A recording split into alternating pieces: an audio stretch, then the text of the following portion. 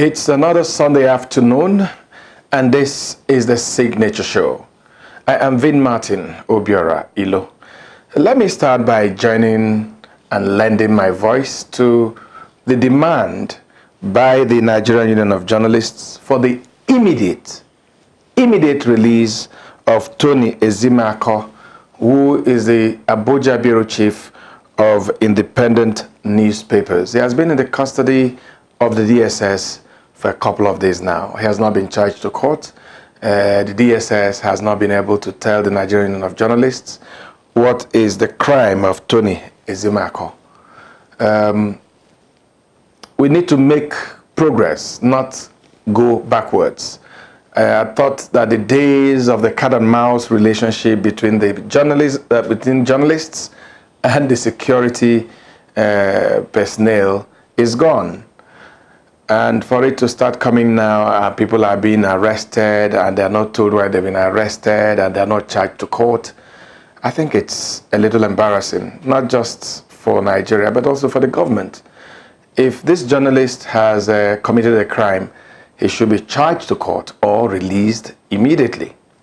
Well, today on our show, we are focusing on the northeastern part of Nigeria, where a region has been devastated by insurgency led by this criminal group that is called Boko Haram. Of course, the recent embarrassment for the nation was the kidnap of the Dapchi girls, while we were still praying and hoping that those remaining in captivity from the Chibok kidnap would be released soon. We are hit by the Dapchi girls kidnap. So today we are focusing on the Northeast and the efforts to get the Northeast out of this big challenge.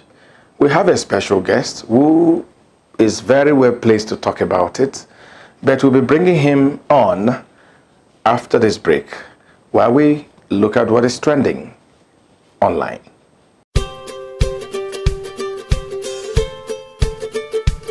We can no longer continue to make policy for ourselves, in our country, in our region, in our continent, on the basis of whatever support the Western world or France or the European Union can give us. It will not work. It has not worked, and it will not work. Our responsibility is to charter a path which is about how we can develop our nations ourselves. It is not right for a country like Ghana, 60 years after independence, to still have its health and education budgets being financed on the basis of the generosity and charity of European taxpayers. By now, we should be able to finance our basic needs ourselves. And if we are going to look at the next 60 years as a period of transition, a period whereby we can stand on our own feet, our perspective has not to be what the French taxpayer decides to do with whatever surpluses that they have in France. They're welcome. They're appreciated. Whatever interventions that the French taxpayer through their governments make to us are appreciated. We're not going to lick a gift horse in the mouth. But this continent, with all that has happened, is still today the repository of at least 30% of the most important minerals of the world. It is a continent of vast, arable, and fertile lands. It has the youngest population of any of the continents in the world. So it has the energy and the dynamism. We have seen it. These young men who are showing so much resilience and ingenuity in crossing the Sahara, finding ways to go across with rickety boats across the Mediterranean to really, those energies, we want to have those energies working inside our countries. And we're going to have those energies working in our countries if we begin to build systems that tell the young people of our country that their hopes, their opportunity are right here with us. migration and the movement of people is being presented in a manner which suggests that somehow it's a new phenomenon. There's nothing new about it. It's as old as man, the movement of people. And it has always been linked to the same thing: the failure of where you are to provide you with an opportunity, so you move somewhere else. Those of you who are familiar with 19th century European history would know that the biggest wave of immigration in 19th century Europe, the latter part of it, came from Ireland and from Italy.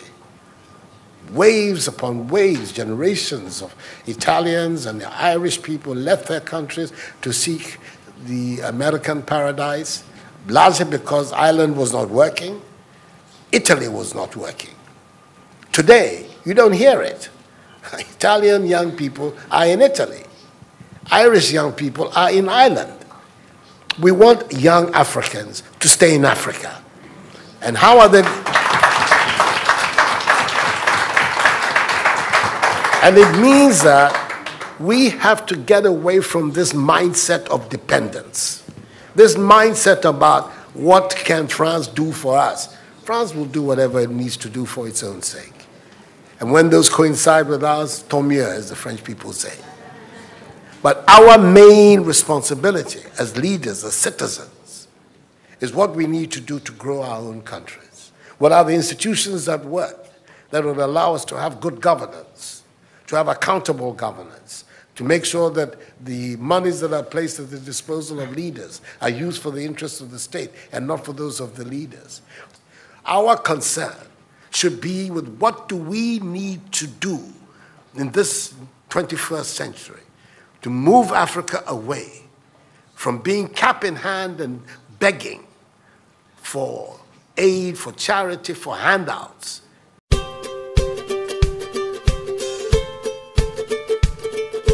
You're still watching The Signature Show. And as I said when we started, we are focusing on the Northeast on our program today. Of course, you will remember that the Northeast Development Commission bill was signed into law by President Buhari in October 2017.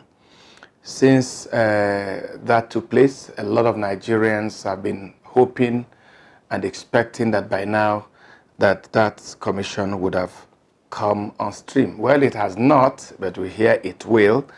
So we sat down with Senator NDUME, one of the sponsors of that bill, and talked about the challenges that we have in the Northeast, suggestions on what can be done, and of course we talked about the recent kidnap of the Dapchi girls. Well, honestly, when there was this conflicting report, I wish it was not true. The first is that girls were kidnapped. No number was mentioned. The next day, they say all the girls are being recovered. And then there came the sad news from Yobe State. And coincidentally, I'm close to the BBC guys that are involved. BBC broke the news and also aired the news that the girls were recovered. And also, it was, I think, here that the BBC reporter was here in my house when they told him again, no, the report that they dished out that the girls have been recovered is not true. It's very sad. It's very unfortunate. And I think the president did put it right when he said it's a national disaster. I think it's a national disaster. I agree with that too. When we're just hoping that we're getting to the end of this, a new dimension has taken again. The kidnap of the girls in Dapchi, the killing in Iran, and the killing of soldiers in Damboa View Road. All this happened recently. So I just hope, and we're still hopeful, because there is the determination. The government is doing its best but it's not enough.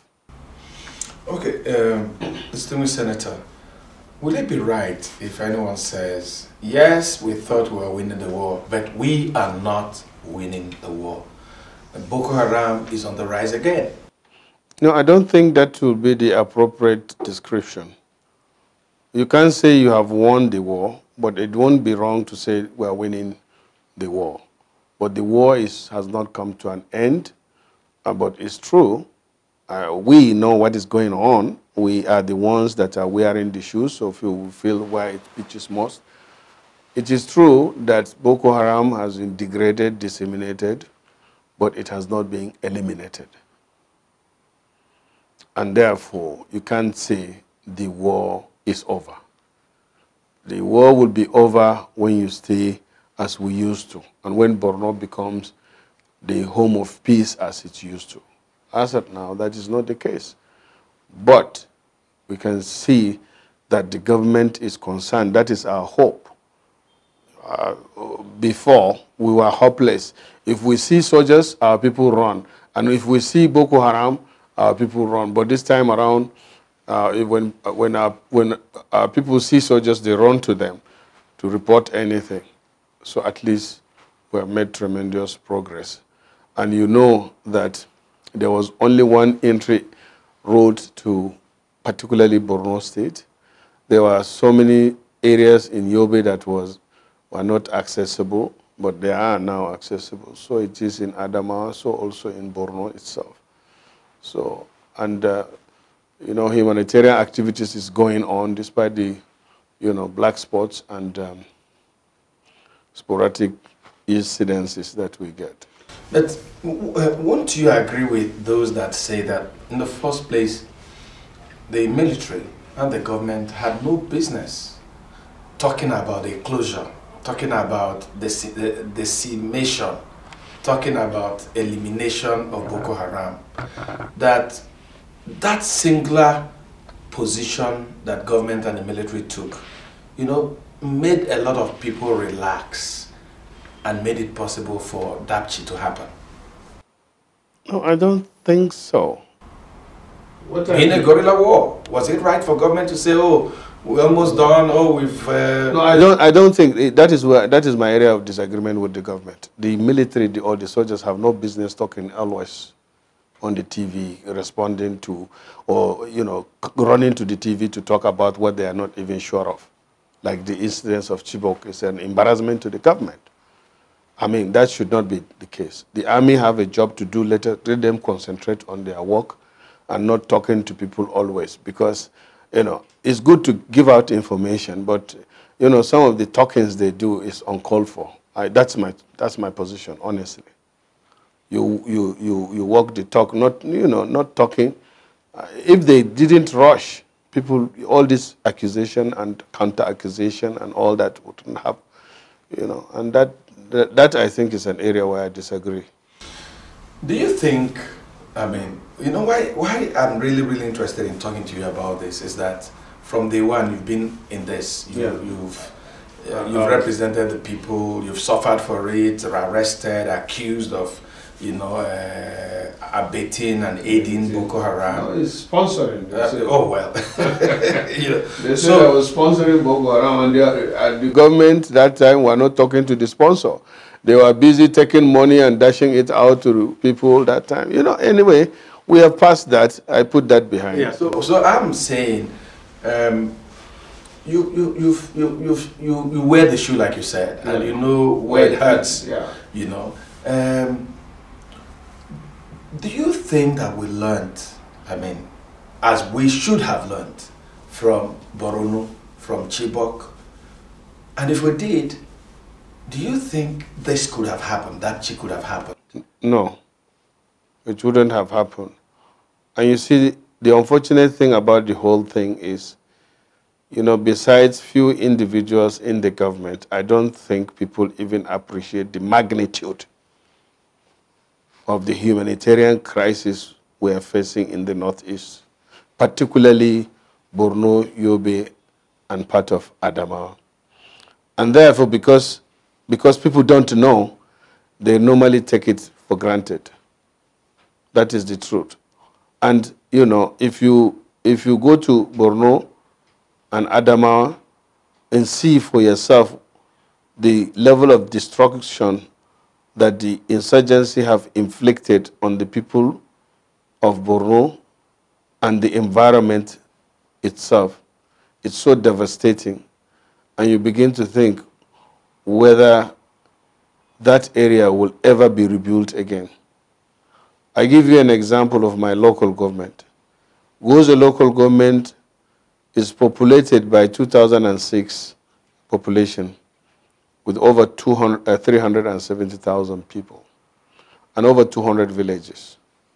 But as I'm speaking to you now, we only have people in 4 of the villages.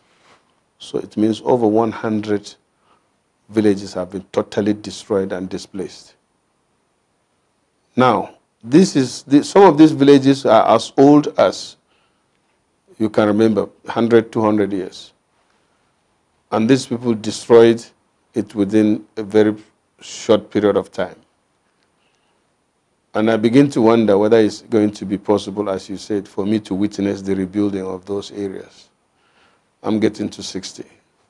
And I don't believe that at the pace we are going, the Northeast, and particularly some of Borno, can be rebuilt, because it is authentically valued that over $9.2 billion destruction have been inflicted in the Northeast. So when you are talking about billions I was laughing. It's trillions. If you convert $9.2 billion into Naira, it gives you 2.74 trillion or thereabout. And when you are talking about a destruction inflicted of 2.7 trillion, and the government is budgeting barely 45 to 50 billion for the Northeast, you know that it would take approximately, then going by that, 50 years before it could be rebuilt. So, but the cheering aspect, a bit of it, is that the world is concerned. That's why in Oslo in February, sometimes last year, Nigeria and other donor countries had a conference there. And within 4 hours, over $140 million was donated. As of today, I think I've been following it on the financial tracking system that is being provided by the United Nations Office for Humanitarian Assistance, Coordination of Humanitarian Assistance. I think so far now, the international community or donor countries have so far paid in or contributed $742 million. That translates to over 228 or thereabout billion naira. And as I say, that's why I'm crying out that, yes, the government is trying, but it is not doing enough. Because the government is budgeting for the Presidential Committee on the Northeast. The budget for last year was 45 billion. And as far as I know, only 10 billion have been released. So if you compare that to what the international community is doing, that is just barely about 5%. So that's not enough. That's grossly inadequate. If you look at the level of destruction that has been inflicted in the Northeast, and even before then, the natural disadvantage or disaster that we have to contend with, because Borno State or Northeast generally is adjudged by the UNDP, the United Nations Development Program, using what they call the HDI, the Human Development Indices. Northeast, particularly Borno, Yobe, part of Jigawa, part of Bauchi and Gombe, and Adama are adjudged to be one of the poorest regions on earth in terms of access to education, health facilities, life expectancy, environmental, industrial, and economic growth or advantages. So now we have Boko Haram again, destroying even the little that we have. The government will really have to stand up. Okay, we'll talk more about reconstruction. Yeah. But let's talk more about prevention. Since Dapchi happened, the Senate, the House of Reps, everyone is getting involved, trying to get an idea what actually went wrong. How can we, what mechanisms do you think we should put in place to ensure that, yes, as we are heading towards reconstruction, that we don't go back to the dark days? What I mean is when Boko Haram held sway, destroyed as they wished, took whoever they wanted, and all that. How can we ensure that that does not continue to happen? Well, I think the government lost it from the last administration when government stopped concentrating on the real reason why there's government in the first place. And what the Constitution says is that the main purpose of government is security and welfare of its citizens. Up to now, Nigeria is not secured. Nigeria cannot be secured with less than 500 or 400,000 policemen. Nigeria cannot be secured with less than 300 police or armed forces. Nigeria cannot be secured with a population of getting to 200 million or whatever, but authentically over 170 million. You have less than 300,000 or barely 300,000 police. You can't secure the country like that. You know, the Dapchi case was, as a result, the police, the army are saying that they pulled out and handed over to police. The police are saying, no, nobody handed over to us. You know, so there's this bug passing. But the truth of it is that if the country is secured, then this thing will not happen. That is one. And for a country to be secured, you have to get the personnel, and there must be law and order in place. There is no law and order in this country. But is it not shameful that we're having this argument about, oh, we handed over to police, oh, we're not handed over? Does it mean that in the whole military high command, there's no coordination? Well, I'm telling you that the major problem is even the high command, or when you're talking high command, you talk of high command if the people are there in the first place. There was nobody there. The police were not there, and the army was not there, and the army is, before they could get there, or when the people put on this distress call, it was late. And still the personnel are not there.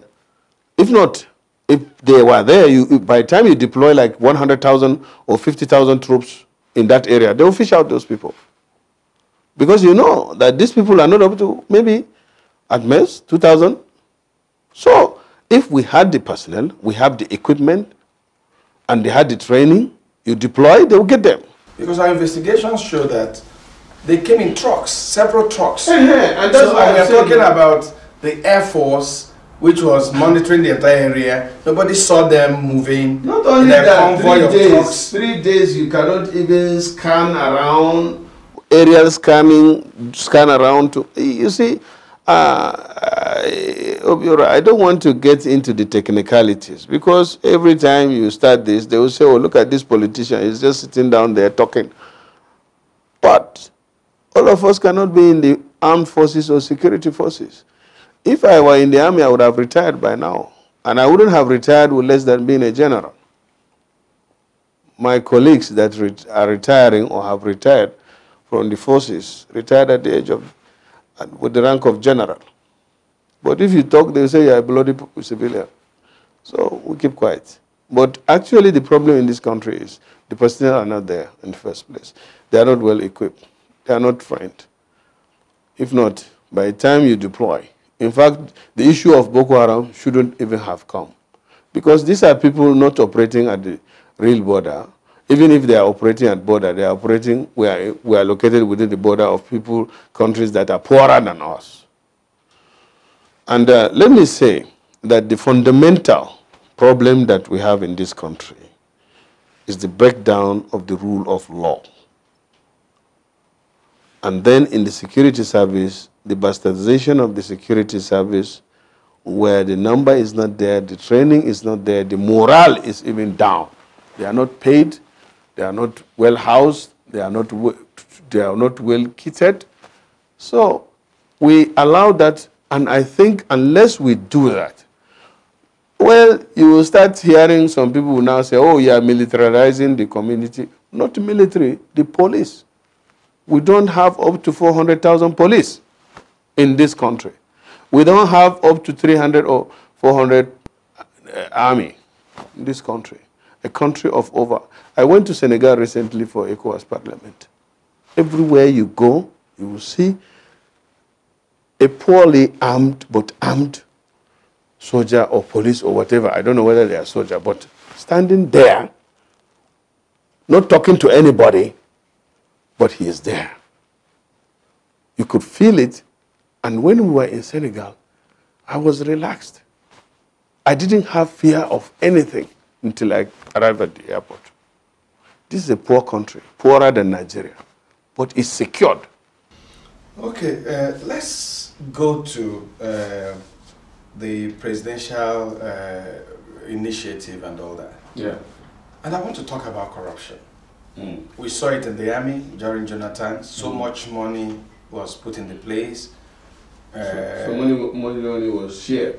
Well, it was shared. It was not put and then ended up in private hands. Yeah. Let's go to the presidential initiative.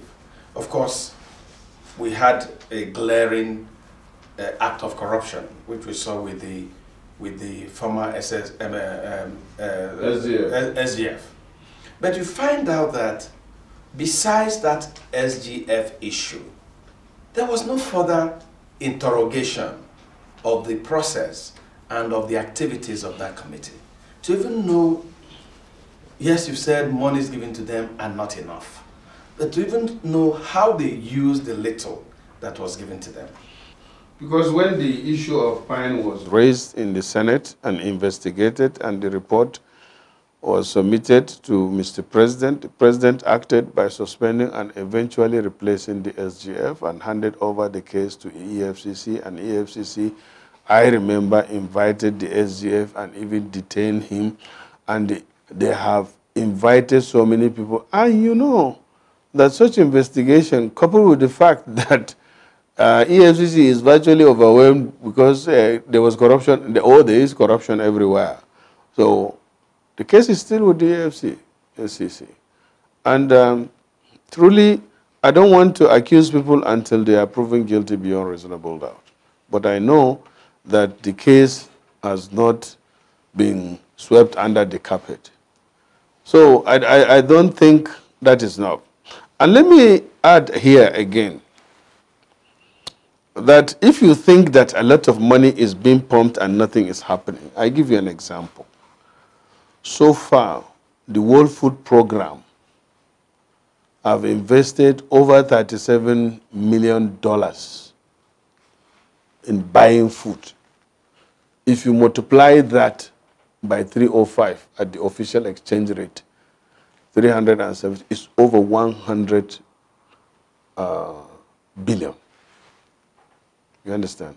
I think so. No, 330 times. You know, it's a big money. Oh no, 1 point. I don't know the figure, but it's going. And they just eat up the food.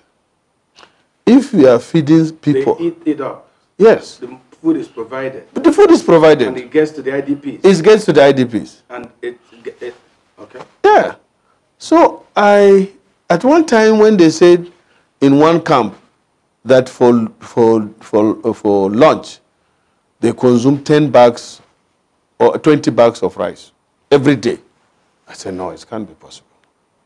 So I went there myself. And there you have a pot, this big pot. They will just turn 50 kg into it. There. And then there are 20 cooking spots like that. And there are 20 queues that people line up. By the time you start serving, before you know, that has finished and there will still be people in the queue. So, and that's just for maybe afternoon lunch, just in one camp. And there are so many camps scattered over. So feeding people, it's not a joke. And it requires a lot of money. So then I started thinking back. If you go to your village, the village market, you know, is maybe in your place once a week or twice. Every 4 days. Every 4 days. And if it is a village of maybe 2,000-3,000 people, you will discover that if you are known to be a producer of, let's say, gari, maybe in that 4 days, on the market day, about 5-6 trucks of gari will leave that village to whether Lagos area or Nisha or so. If you do the calculation, you know that each lorry again carries about 300 bags of gari. So you can imagine that every 4 days. That is what people bring to the market. Not to talk of one they leave so that they eat. Now, if you imagine all those people have been displaced and they go to another town, it will require that number to feed them. So it's not a small thing. And that's why I say, unless you go and see and feel, you will not know the extent or the magnitude of the humanitarian crisis in our area. Okay, I think you've looked at the future. Yeah.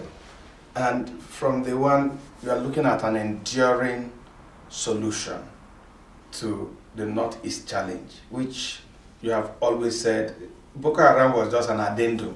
There was already poverty and all that, lack of infrastructural development and all that.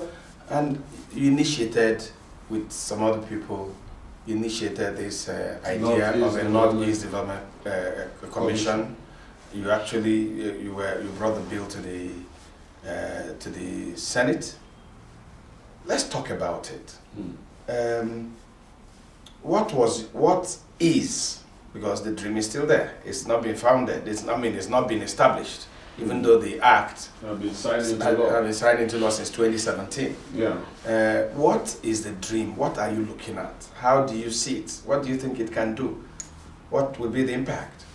Well, let me say that the main objective of having that development commission is to provide an institutional framework that will address specifically the recovery, the reconstruction, building, and resettling the people of Northeast.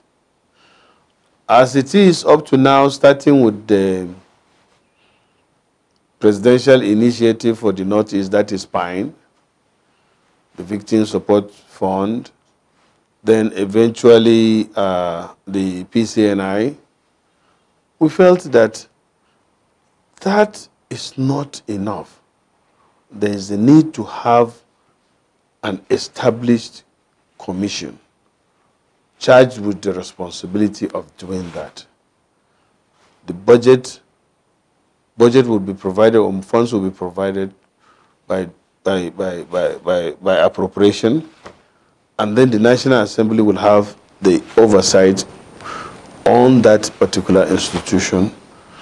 You will have specialists employed into that institution that have the experience, and they will now coordinate the activities, work with the international NGOs or international development partners that are willing to assist. And therefore, with that, you can track, you can know what is going on or the progress made so far. But when you have a small setup or department in the presidency, it's more of an ad hoc thing, and that is what leads to the issues that we have. People abusing the process or mismanaging the process. So that was my thinking. And we thank God that after my colleagues in the National Assembly and the general public appreciate the humanitarian crisis and the need for an institution that will be specifically charged with responsibility of addressing those issues. And Mr. President, in October last year, signed on to the bill. Now, what we are waiting for and what we are hoping for is the takeoff of it formally. But already, the PCNI is doing part of what the NEDC is supposed to be doing, although it lacks the legal backing that we now provided by providing a law that will guide the activities of the Northeast Development Commission. So that's why we are eager that it is better to, put that in place and we'll hit the ground running so that this gap will be filled and there will be a structure that can be monitored, that can be held responsible and accountable. Right now, we have over 75 NGOs operating in the Northeast and spending a lot of money. This money is money donated by various countries, led, for example, by America. So far, the American government have donated $280 million, followed by UK that donates about $100 million, and Germany, Norway, Switzerland, and all these countries. That is what brought that total of 742. And that is besides, I think, there's additional $245 million, which is tagged as unspecified. Those monies that I'm telling you about, $742 million that are so far donated, is specified for nutrition, for stabilization, for food, for, those kinds of logistics and those kind of a thing. But there is no synergy between the operations of the NGOs and the state or the federal government operating there or even the locals. And that is what the NEDC is supposed to, part of the responsibility of NEDC. We coordinate. Thank you. To bring a synergy in all the efforts. Yeah, and in all the efforts. That's part of their work. So I think the takeoff should actually be accelerated so that we can have the institution working. I was going to ask you what's holding it. Well, I'm not the bill has been passed. I'm not the president. The president is supposed to be the one that will ask that question. I wish you can ask the president for us. No, but I know that the National Assembly and the executive, you get around, somebody should have said, oh, look, this is holding us, oh, we are having challenges with this.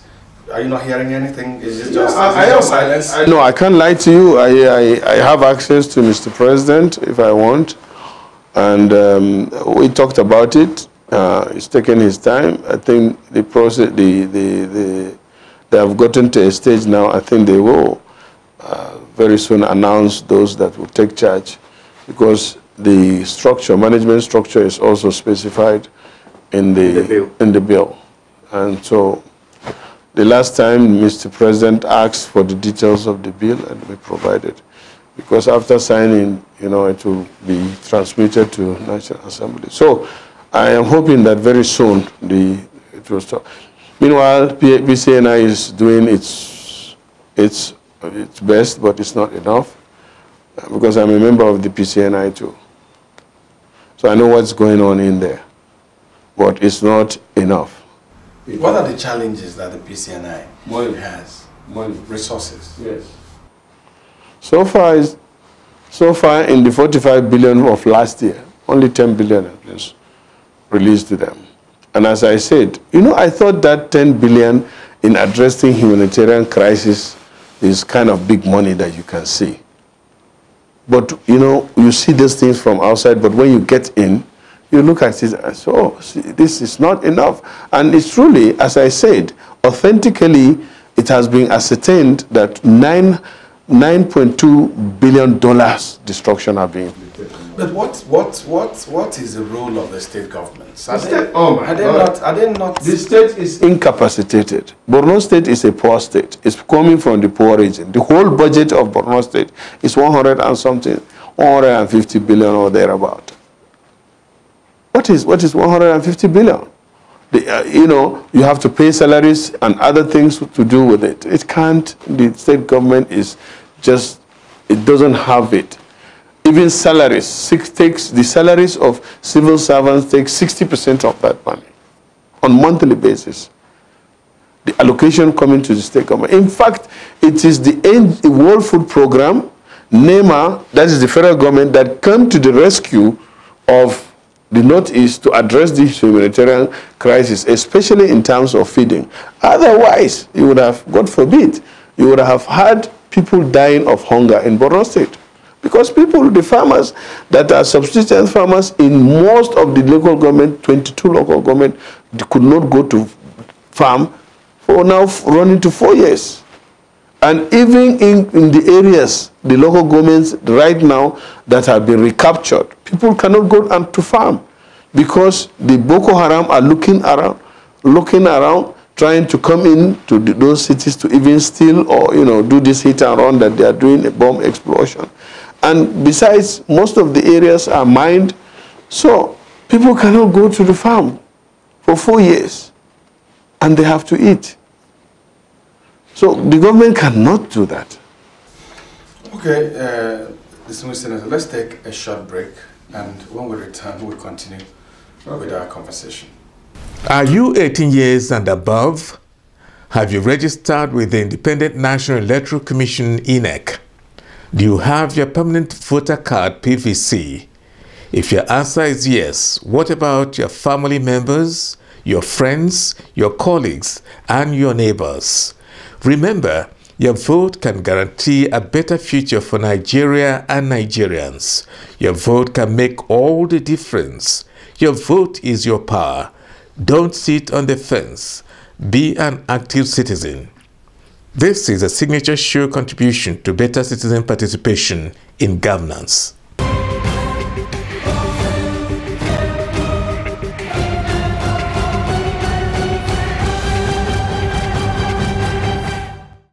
Okay, you know, the story is so heart-wrenching, you know. I mean, thinking about it, I'm a little confused. So what's the way forward? The way forward is we should come rescue Borno, or Northeast particularly, recover it, rebuild it, resettle it, reintegrate it. Right now, if you are driving into Borno State or into Northeast, by the time you leave Kano and you get into Northeast, you get into Bauchi because it's neighboring Kano. You see the level of poverty will start to confront you. When you pass Potiskum and you come when you pass Azare and you come into Potiskum, you will see the rate of poverty, insecurity, environmental degradation going up. When you come to Borno into Benishek, from there, there's no road, no power, no security, no nothing, not even livestock. You will see it physically.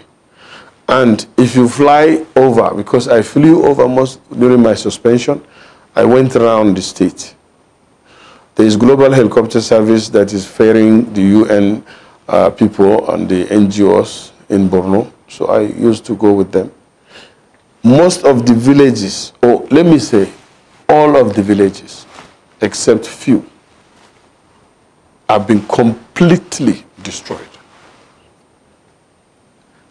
As I said, when I talk like this, people don't even understand. I wish I have the opportunity to show people what is happening. You will cry. Wallahi, you will cry. The level of destruction is beyond human imagination.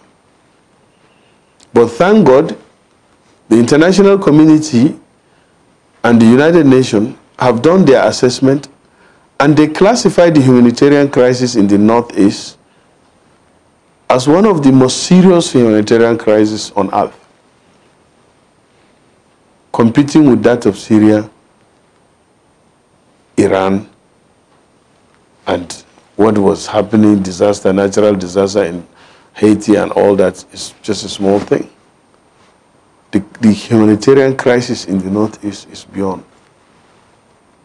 And let me tell you, if you go to Maiduguri today, you can see poverty, you can see deprivation, you can see fear, you still see insecurity. So it's not the issue that people will be addressing the way we are addressing it now.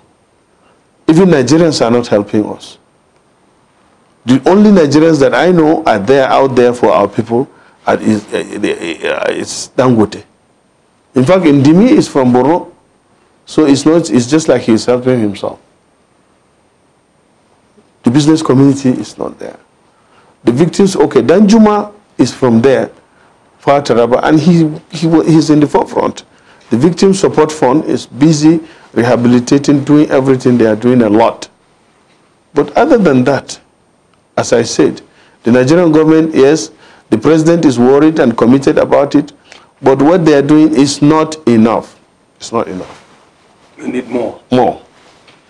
Okay, distinguished Senator, maybe we should end the program by asking you, have you acclimatized after your suspension? Have you gotten into the Senate? Are you reconciled with your colleagues? Are you working together?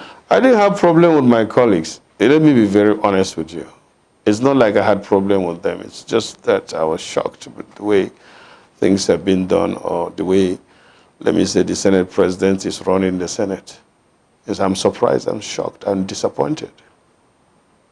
And I feel betrayed, but I put that behind me because I'm part of the problem of initio, because we resisted and broke the rules. And we felt that we as senators, nobody should come and tell us who's to lead us. That was my disagreement, and my support for Saraki emanated from that, to say that we should have a Senate that belongs to the senators. But now, unfortunately, the Senate belongs to Saraki and Dino, which is very unfortunate. Yeah, which is very unfortunate, which is sad. And coincidentally, when you say Saraki and Dino, it's also sad. S and A, D. But, you know, one good thing about it is time. All these things will soon be over, or virtually it's even over. But the 8th Senate is an institution that we initially were to give Nigerians hope, but the National Assembly has been messed up now. If it's not for you, I really want to put that behind me, because I just decided to sit aside. And let me say, I prefer to be with my conscience than to be with the crowd. But I mean, the suspension also gives you time to bond and dig more into the problems of your constituency. Yeah, every disappointment is a blessing. What I did in 8 months, the sympathy I got from people that I did not expect, and my reconnection or my bond with my people increased, and it gave me time to reflect. And in fact, as I said, it gave me time to have a feel of what it means to be outside the National Assembly, because I have been in the National Assembly and in the corridors of power for over 15 years. And that gave me time, that I was forced out, so I stayed out, if they liked to say maybe standing in the sun for 8 years. So I had a feel of it, and but let me say that I have no problem with my colleagues. I only had problem with Saraki and Dino. And it's not like my colleagues were ambushed into it.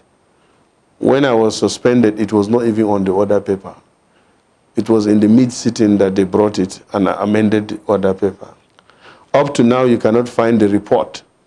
Up to now, you cannot find any member of the Ethics and Privileges Committee that would tell you that my suspension was discussed at the even committee level.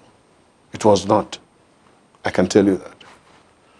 And that's why I quietly turned my back. And then when they saw the public reaction, they were asking me to come and apologize, and I was really upset. And anytime, I really don't want to be talking about it because I feel upset for a human being like Saraki, what he did. Okay, distinguished Senator, I must thank you for, for the opportunity, as usual, to talk with you. Are you 18 years and above? Have you registered with the Independent National Electoral Commission, INEC? Do you have your permanent voter card, PVC? If your answer is yes, what about your family members, your friends, your colleagues, and your neighbors? Remember, your vote can guarantee a better future for Nigeria and Nigerians. Your vote can make all the difference. Your vote is your power. Don't sit on the fence. Be an active citizen. This is a signature show contribution to better citizen participation in governance. That was Senator Ali NDUME talking with me on the situation in the northeastern part of Nigeria. Next is perspectives. We are going to the streets.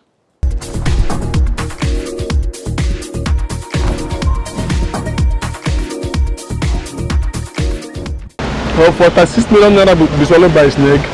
From where did this snake came in today? And what is 46 million naira doing in Jambo office? 46 million naira is a huge amount of money for his neck to swallow. And I believe if Nigeria and the security will look up to this, I believe it will help us to cleanse this mess. Where we think we are fighting corruption, what we are really seeing and hearing is nothing. It's quite bad.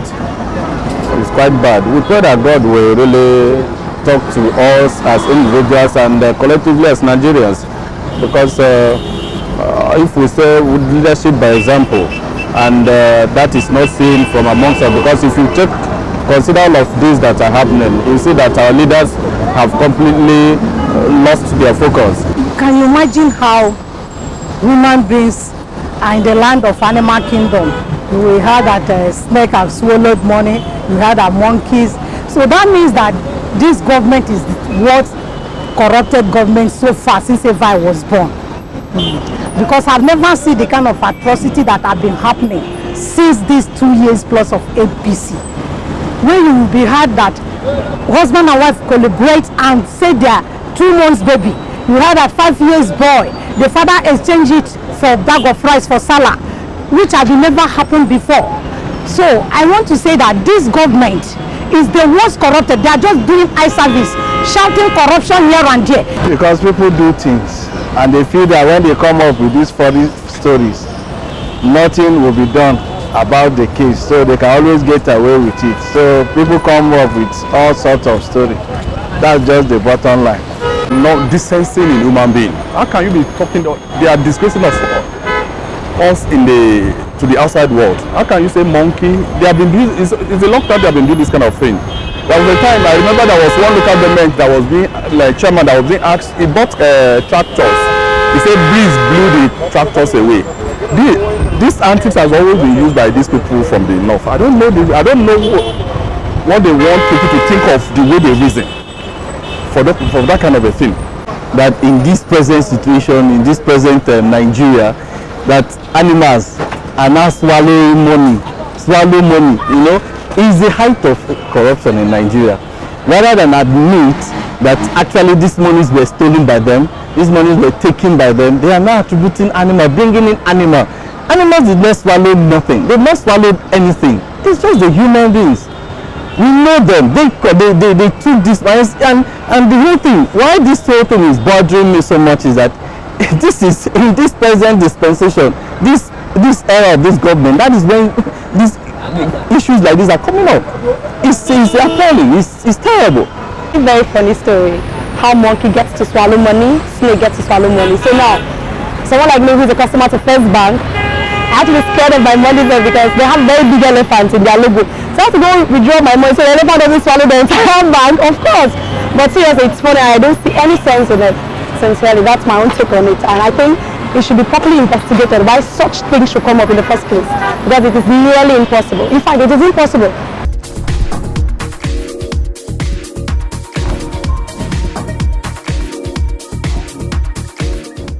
And with that, we end today's edition of our program. But don't forget that you can reach us on any of our social media platforms. You can also watch this show again or watch our other shows again and again by going to our online portal, signaturetv.com.ng. And until Sunday at 2 p.m., I am Vin Martin Obiora Ilo, thanking you for watching.